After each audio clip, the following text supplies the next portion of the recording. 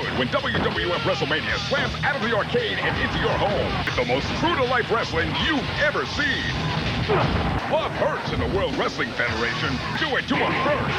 WWF Wrestlemania, the arcade game for leading home systems from Acclaim. No pain, no gain.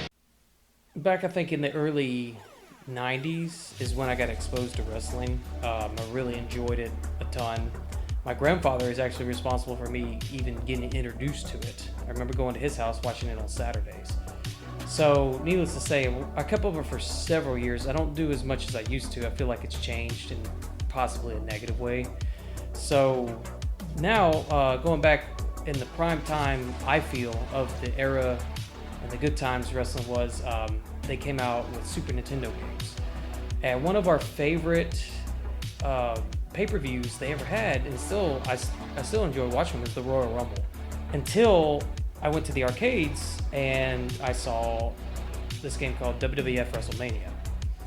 And the reason this game was special, unlike any of those wrestling games back then, was, again, it took a sports game and it completely made it insane.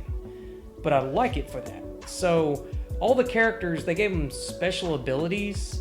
For example, there's one dude that was a clown, and what do clowns do? They use hammers and they shock people with the handshake thing you've seen multiple times. And so they incorporated weird stuff like that in the game.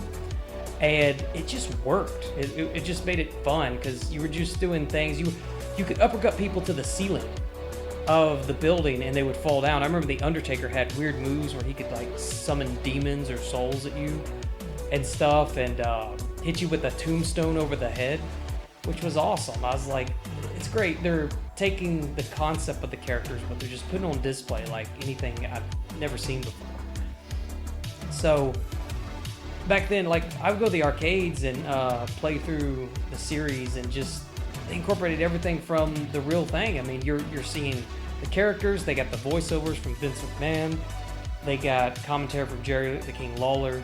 They also had all the mega stars of that time, and even like a little prior to that era when the game came out. So to me, I was always a Bret the Hitman Hart fan, through and through, until the last days he was in WWF. He was one of my favorite wrestlers, had amazing abilities, you know, in the game. You could do crazy moves. I remember one, he would just headbutt people, and you could continuously hit the top button and just relentlessly. It looked like it was a metal show, you know. Instead of doing a pile driver, you know, you went 10 feet up in the air and dropped them on their head. If you wanted to throw a guy, you know, off the top turnbuckle or jump off of it, you know, you went 30 feet crashing in the air and you heard the guy scream. I just think that was cool because it's like, wow, that, you know, it's kind of humorous in a way, you know, to see people do that kind of stuff. But I don't know, it's kind of funny too. It's like, that's what made the game fun to me, being able to do these outlandish things that you can't do in reality. And that's what I said multiple times, is what a video game, you know, should be about, especially like sports games. Now, the version we got was, of course, the shitty version, because at this time it was interesting. The arcades had more, I think it's ROM or something, space. The frame rates were better. Everything was better at the arcade. So when you went to go play the arcade version, you got either more characters, more levels, more everything. You know, the feeling and the game speed, everything was just at its peak. But it sucked for the guys back playing the consoles because we got like the downgraded version, because at that time period, a lot of games that went to the console, since they were cartridge and everything, there was only so much memory and so much speed and everything they could put on those. So you kind of got like the off-brand. It's like buying off-brand cereal, you know. It's not as like the Raisin Bran is good, but you know, get the other side. You can taste the difference. It's kind of like it, but not really. So me and my friends, we played it.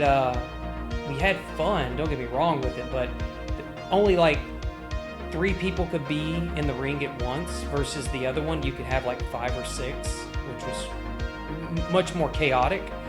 And also, there was only 6 people in the roster versus 8, so there was like 2 special characters. I think it was Bam Bam Bigelow and Yokozuna was actually in the arcade version, and you didn't get that in the console, which is kind of sucky, but I mean, at the time, that's all you had.